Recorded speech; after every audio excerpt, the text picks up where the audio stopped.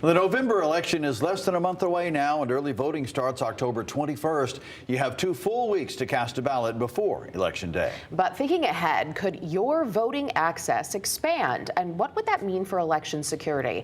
Fox 61 political reporter Emma Wolforst is in studio. Emma.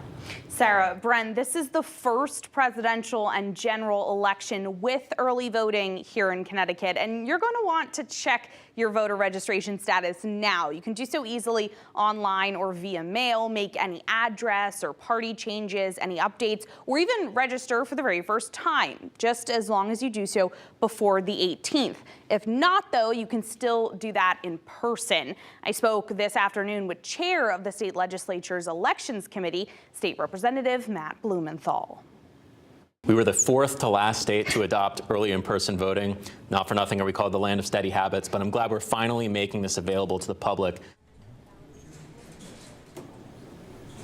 Yep, and voting access could expand even more here because there's going to be a question on your ballots about whether voters want to vote in no excuse absentee ballot voting. Some are hesitant to expand absentee voting, though, wondering how secure it can actually be, especially with voter fraud concerns like what we saw last election in Bridgeport. While it might seem counterintuitive, experts feel expanding absentee access could actually help election security. Both of the judges that administered the cases involving those mayoral elections recommended that we adopt a system of absentee voting for all.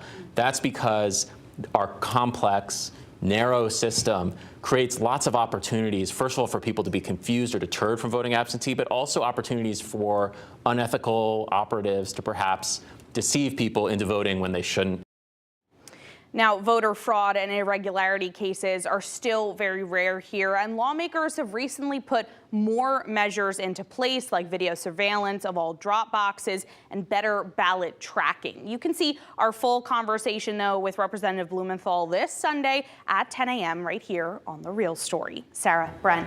Thank you, Emma.